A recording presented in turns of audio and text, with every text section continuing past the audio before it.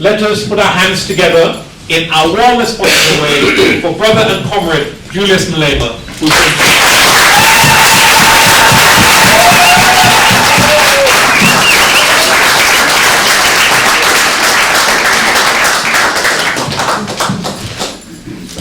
Thank you very much.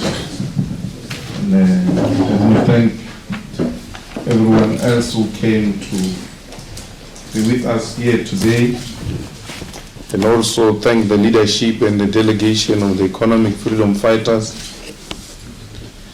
We came to London to speak to different people, the academics, the thinking tanks, the captains of the industry, to also introduce ourselves as a new party in South Africa. And the purpose of that trip was not going to be complete without speaking to you, our own brothers and sisters. Because we know that we are somehow affected by each other's difficulties. We come from a country where the whole of the continent looked up to, especially on the eve of 1994, particularly because it was one country which realized its liberation far much later, after many African states have realized their liberation and betrayed their people. And we thought that the South African new regime will learn from failed African states and do not commit similar mistakes and become another failed African state. But the reality is that everything else that constituted failed African state is currently happening in that country. We who grew up in the ANC fought very hard for the ANC to prioritize the people and introduce radical positions which will reposition African people in a much more better position to reclaim their land and their resources and their economy in that country. But the problem was that the ANC compromised so much that is not prepared to tamper with property ownership in South Africa. The property ownership of South Africa in a democratic state is still reflective of colonial times of property ownership. The economy of South Africa is still in the hands of the 10% of the population of South Africa. The 80% of the population share less than 10% of the economy of South Africa. There are two people in South Africa who are rich, richer than 26 million people. Those 26 million people, even if they were to put together the resources they have, they will not come anywhere close to two richest people in South Africa. The rich have become more richer, the poor have become more poorer. The gap has widened, the inequality has increased, unemployment has increased, poverty has increased. Some of the black brothers are even saying it looks like it's worse than apartheid times. Worse than apartheid times because during apartheid you never expected anything better. So it pains you now when those who are perpetuating your pain happen to be black. And those black people are the ones who should be in the forefront of changing the living conditions of our people in South Africa. Our leaders have been co-opted by white capital, The government of the day has adopted a policy that creates a black elite.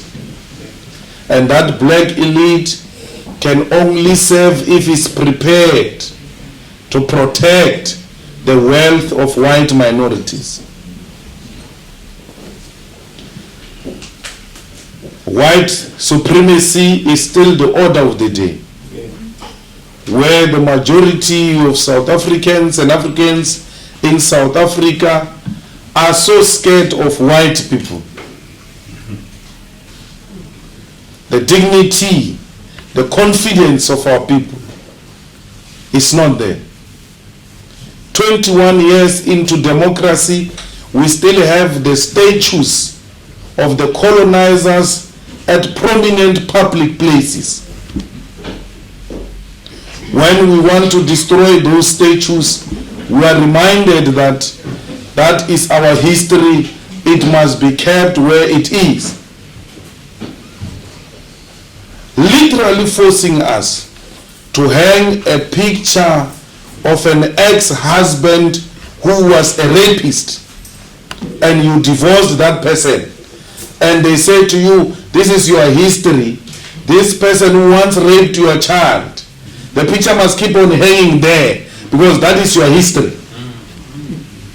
A shameful history, an insultive history, a history that perpetuates white supremacy, a history that perpetuates colonialism,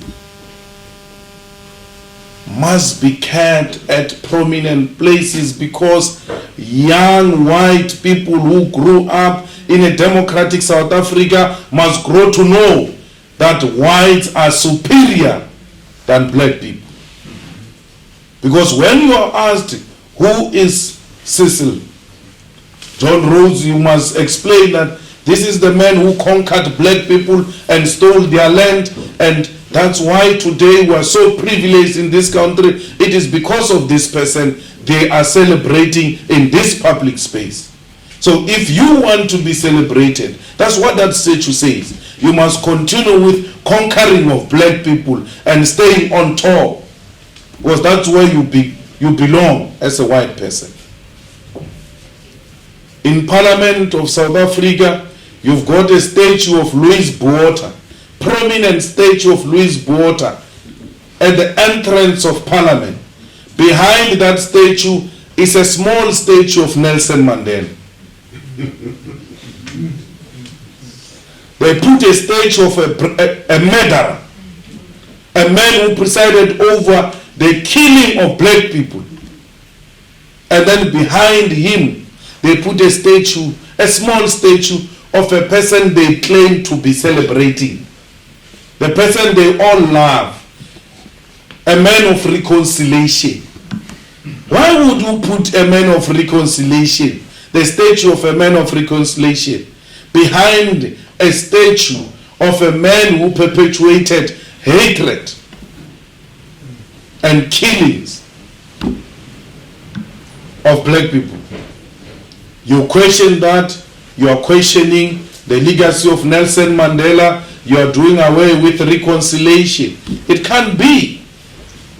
It can't be reconciliation at all costs. It can't be that the oppressed are the ones who must be prepared to reconcile, while the oppressor still shows no remorse, actually display a total disregard of that reconciliation and arrogance. When you question that you are a problem, you must be isolated. Because those are the things we shouldn't hear.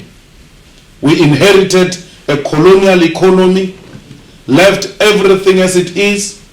We said the free market capitalist will transform the economy voluntarily for us. Let's not tamper with it, they will do it for us.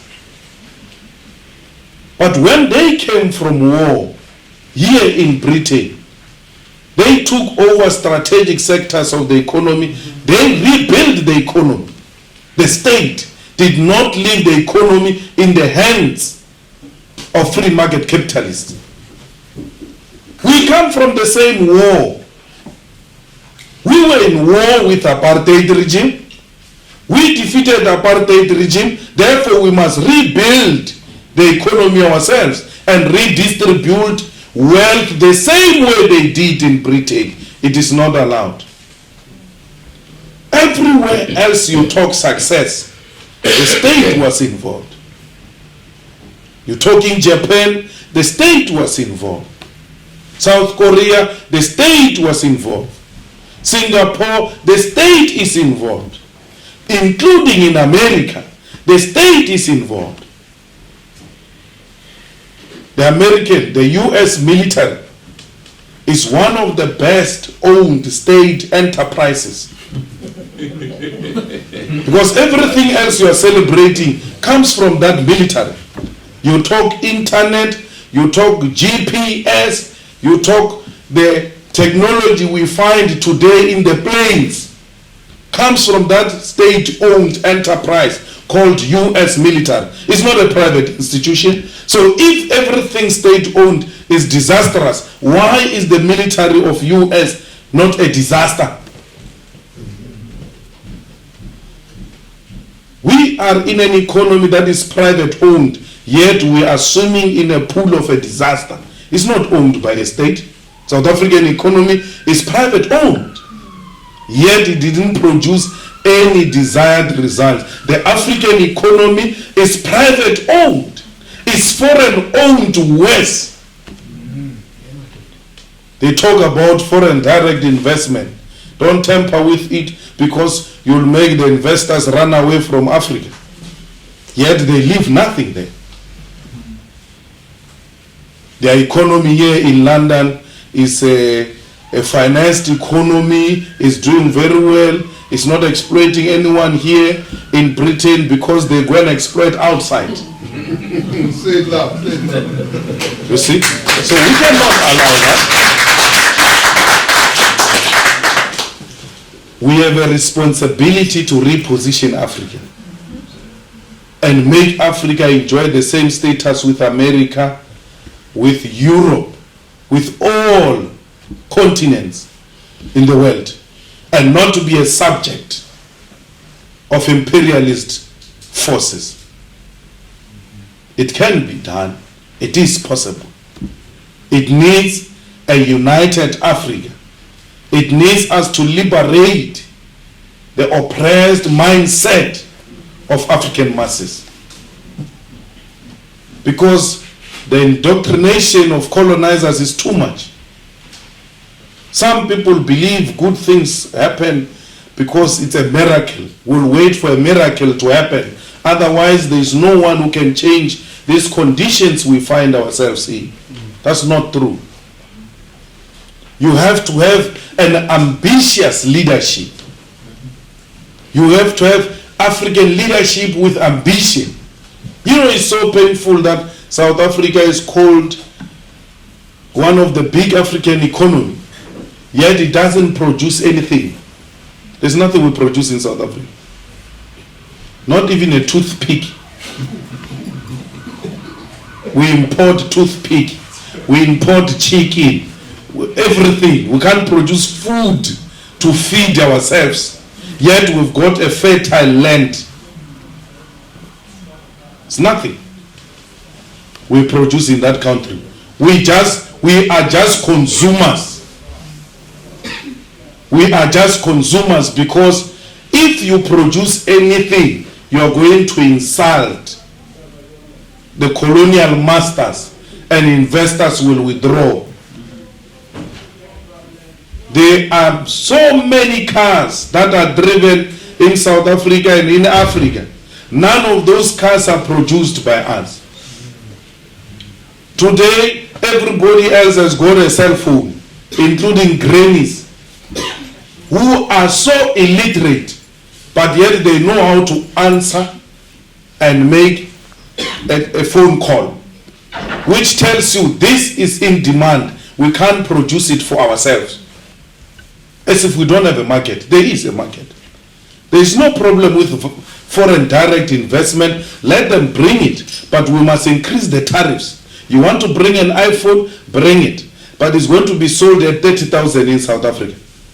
So that a produced cell phone in South Africa becomes cheaper and obvious choice for the people of South Africa. And once it becomes an obvious choice, it will have a demand. And that demand will lead to more production. You can't do more production without creating jobs.